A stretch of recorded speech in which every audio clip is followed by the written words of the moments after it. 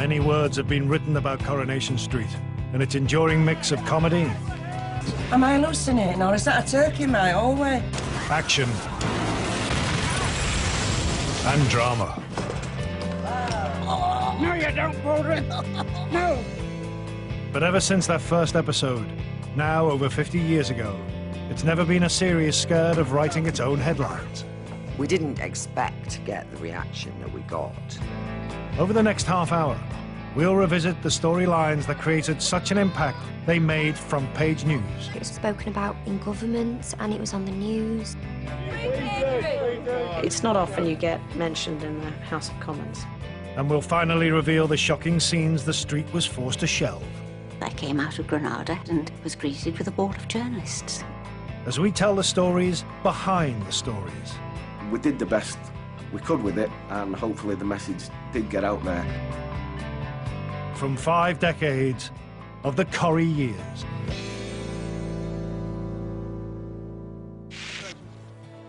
It's 1998, and love is in the air as Posh and Bex get engaged. I'm embarrassed now, stop it.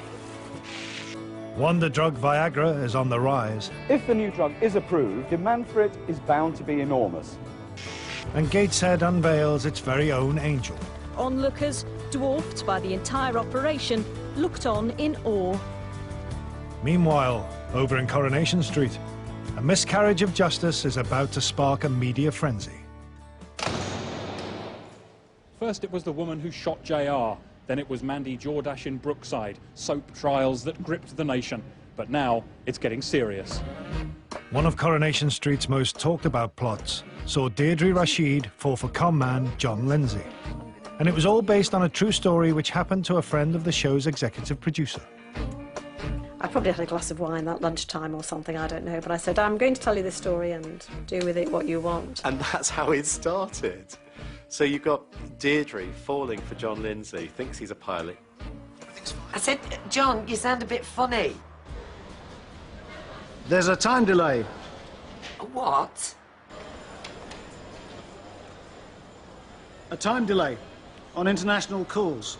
It's always worse from Nairobi for some reason. I knew that he was going to turn out to be a bad un, but Deirdre obviously didn't have a clue. Before you start, Ken, this isn't going to be a lecture about John, is it? And it went on for months. And have you seen him actually flying planes? Because I've seen him actually selling ties. The audience was savvy to what this guy was up to way before Deirdre was, so they're waiting for the payoff. Go on, then. Lie your way out of this one. The beauty of this story was you thought there was a payoff, and then there was another one, and then there was another one. Here, I put you down as the other signatory. Oh, John. Every week you were going, oh, can it get worse for Deirdre? Hello, John. Having a nice holiday? And of course, it was up to us to go, yes, it can. And it did. 1 count of obtaining a credit card by deception. 1 count of procuring a mortgage by fraud. 8 counts of illicitly withdrawing £500 from the credit card account of Mr. Ian Jenkins. So I think by the time you got to the trial, you think, oh, yes, she'll get off now. Because actually, things aren't looking too sweet for Deirdre. Guilty on all 8 counts. This isn't right! There's the real villain sitting there! We were getting a huge, huge press interest. The Sun absolutely seized upon it, and they got T-shirts printed, and it just absolutely took off. As the campaign to free Deirdre got underway, the whole nation jumped on board. Campaigning for the release of Deirdre Rachid, jailed for a crime she didn't commit. But there was one particular image which summed up Deirdre's traumatic ordeal. We needed the cell picture, so we had to find a room with a window area that we could put the bars up so that Deirdre was in jail. I got hold of the woodwork man and he made me a couple of bars. And the painter then painted them battleship grey, and Annie kindly held on to them. The Daily Star printed it across the double page. You would drive down the street and every other shop or every office or people's houses had this great big picture like this, and it was your picture on everybody's window. It was great to see. It did catch the public's imagination. Also, let's not forget, it was bloody good drama. But you're right. Yeah, you're right. There are two type of cons in here. Do you know what they are? Them that make it, and them that don't. I always thought it was quite funny that the Sun newspaper claimed that they managed to get Deirdre free from prison. Well, she was always going to prison for 3 weeks. It's a soap opera. You plan months ahead. It wasn't just like we sent her to prison and the Sun got her out, so we just changed the story. No. You should like it in there, John. It's directly beneath the flight path to the airport. It's 1963. Beatlemania is about to take off as the Fab Four take on the world. And Henry Cooper prepares to face a new foe who is to become a lifelong friend. Who do you think is going to win? Cooper. But Coronation Street's most shocking plot in its short history is controversial enough to knock them all off the front page. When Coronation Street started, there was a raincoat factory called Ellison's, and lots of the characters worked there. Me and Doreen are coffee at 6:30. Oh, don't wear a tight skirt. We were known as the barm cake girls because we used to go in the corner shop and ask for barm cake butties. Oh, a potted meat barm cake and a cream on. Same for me, please. Sorry, the barm cakes aren't ready yet. The character of Sheila Birtles very, very much sort of represented a lot of working class girls. Oh, isn't she precocious? They're the kind that make jailbait, you know. What a thing to say. Now She was a bit ditzy and loved having lots of fun and loved her friends and was always trying to get off with the boys. Ooh, mind a night out with him. But she was very romantic. She wanted something more exciting. That excitement came in the form of smooth-talking businessman Neil Crossley. She thought he was in love with her. It was going to be glorious. And he didn't want her. Will you keep your voice down? I won't keep my voice down. I'll shout as much as I like. And there's plenty to shout about. I could tell them all about. Because she hadn't been at work, they gave her cards, so she had no job. She'd no man, no money. Actress Eileen Mayers was coming to the end of her contract, and the writers needed a way out for Sheila. But what they came up with quickly led to moral outrage. A suicide in 1963 on television was unheard of. Margaret Morris was the first female producer on Coronation Street. She was kind of going out on a limb with this story, which was very, very controversial at the time, but she wanted it to be a real portrayal of a real northern girl. But there comes a point when you're planning a story and she wasn't prepared for the backlash. With the suicide scenes already filmed, the cast and crew had no idea what was about to happen next. I came out of Granada having finished and was greeted with a board of journalists. And I couldn't believe it. I leaked the story. Within a day, all hell broke loose. Viewers started to phone the studios and to phone the daily newspapers, complaining they didn't want this, the horror. Granada had a rethink, and within 24 hours, Margaret Morris ordered a complete rewrite. She said it was an idea, we thought it would come off, it didn't, we changed it. The controversial episode was cut short, and instead of witnessing a suicide, viewers simply saw Sheila take a couple of pills before the scene faded to black. It is disappointing when you think, oh, that's it, that's quite good or something, and then it doesn't get shown, but that's the way it is. What the viewers didn't see has remained on Granada's shelves for nearly 50 years, unseen by the public and actress Eileen Mayers, until now.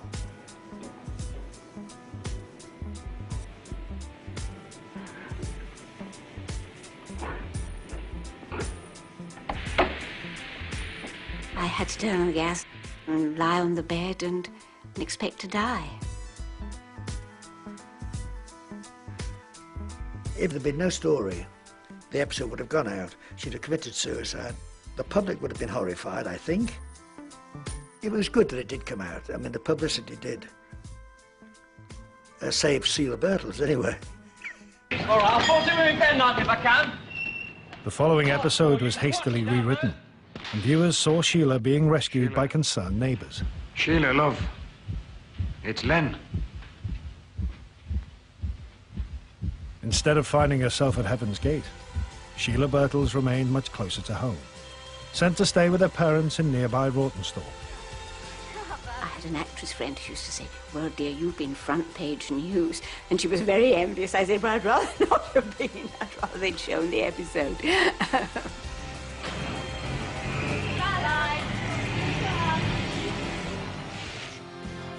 Coming next, a family crisis for the Platts sparks a media debate. Please tell me it's not true. The Sarah Louise pregnancy storyline absolutely exploded, and it was everywhere. And Ken and Deirdre make front-page news. We just thought, oh, there'd be some letters, but there was a bit more than letters.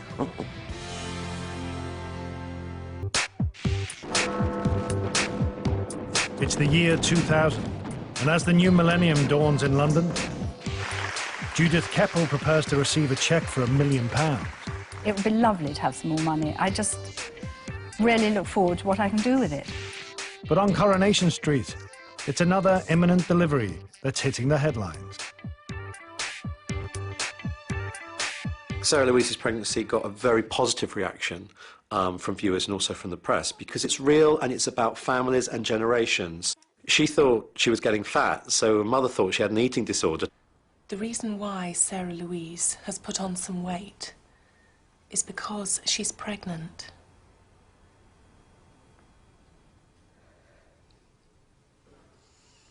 It's stunning, it's devastating, it's a bomb dropped in a family. Please tell me it's not true.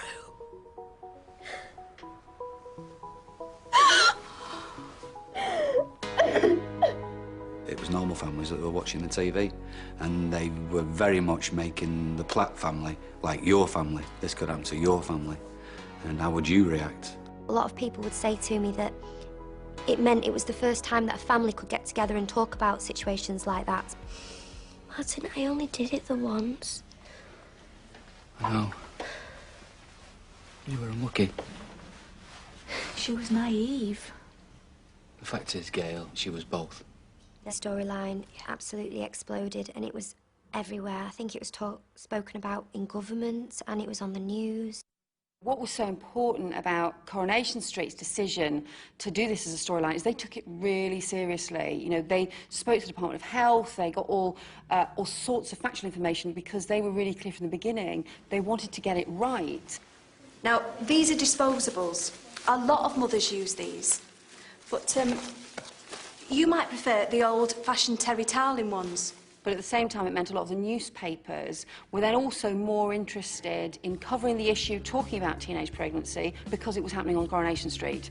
We had one of the highest teenage pregnancy rates in Europe, and that, of course, meant a lot of young girls ending up dropping out of school. And I think it was really important that Coronation Street was taking a really tough social issue head-on and being honest about it and about the realities of it. That's it. One last push for me now, Sarah.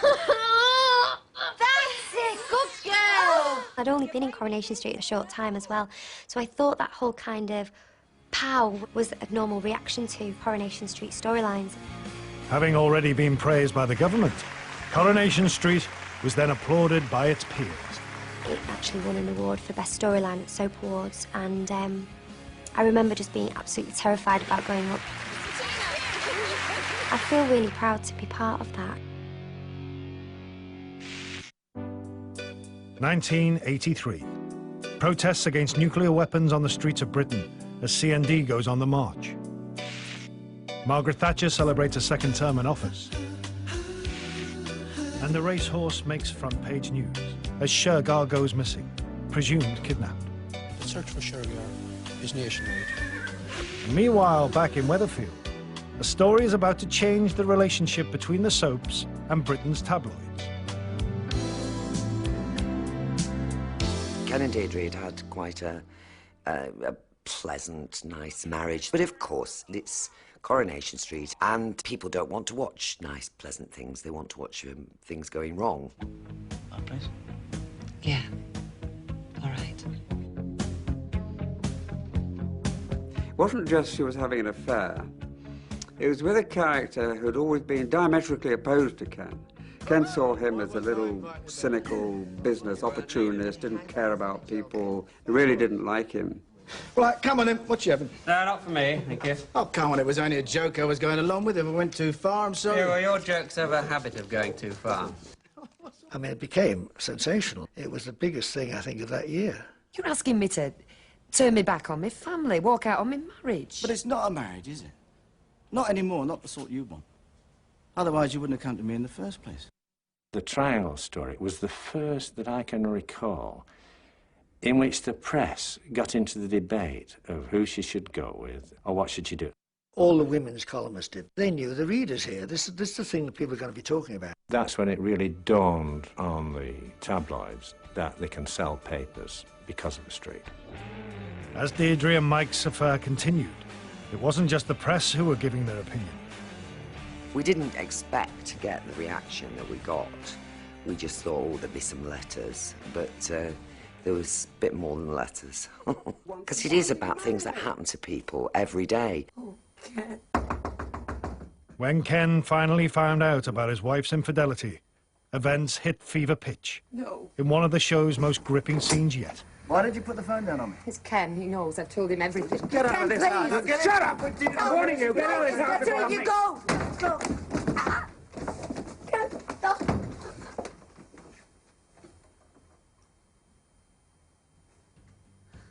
That climactic scene propelled Coronation Street from a column in the TV section to front-page news.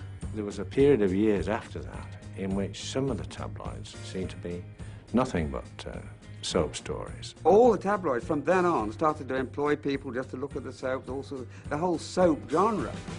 I don't know what I'm doing anymore. I don't know why I'm doing this. And that was the watershed when all the tabloids realised the power of the so-called soaps. It just hit the pulse of the nation.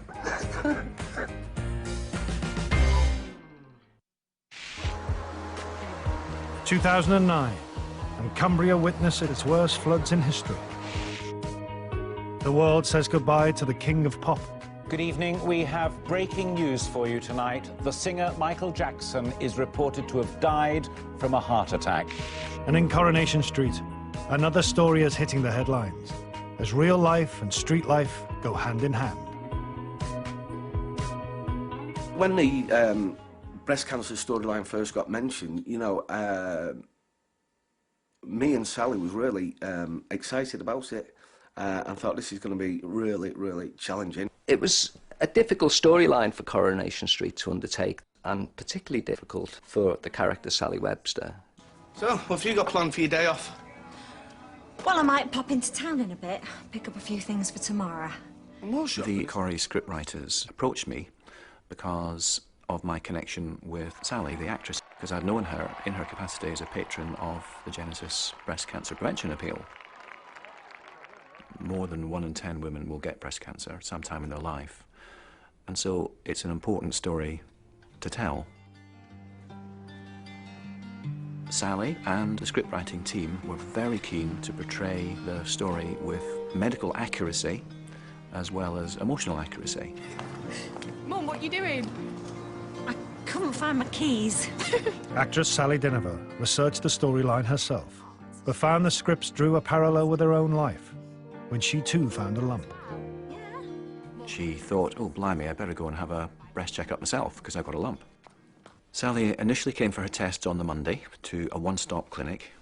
However, Sally said, look, I'm filming these crucial emotional scenes, so I'd rather not know today. So?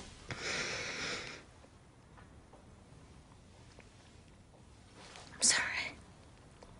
What's the matter? I promised myself just take no notice of me.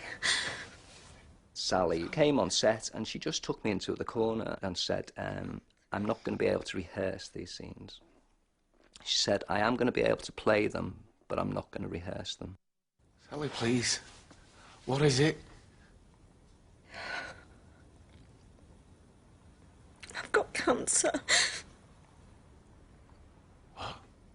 Everybody on the set knew something was the matter, but nobody knew what was happening. As Sally was filming those scenes, those emotional scenes that were broadcast on Christmas Day, She herself must have had that stomach-churning uncertainty in the back of her mind. What is my own lump? I didn't want to tell you till after Christmas. So? I found a lump. And I've had it tested. And I've got breast cancer. And it was on that Thursday that I had to break the news to her that her own lump, Sally the actress's lump, was also a breast cancer. And so there was a very strange coming together of real life and her fictional character in the same week. I thought that took a tremendous amount of courage, and Sally did really well with it. These issues are important to get across, and you can't take them lightheartedly. We did the best we could with it, and hopefully the message did get out there. Is it likely to be terminal? It's just as likely. You could make a complete recovery. In the UK, there may be as many as 500,000 women now who are breast cancer survivors, and many of those women watch Coronation Street. And so with Sally's storyline unfolding, they had a real connection with that character and were able to identify with what Sally was going through. And I think for them, the storyline has been a very helpful one to identify with and to gain support and comfort from.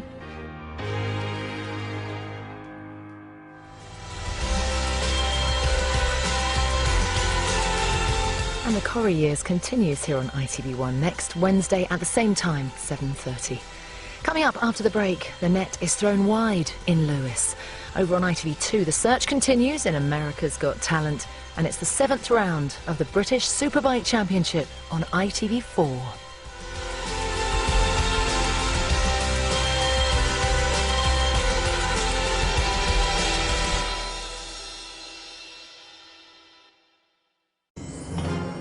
Harvey's the furniture store, bringing your home to life. Dark and difficult times lie ahead, and Mr.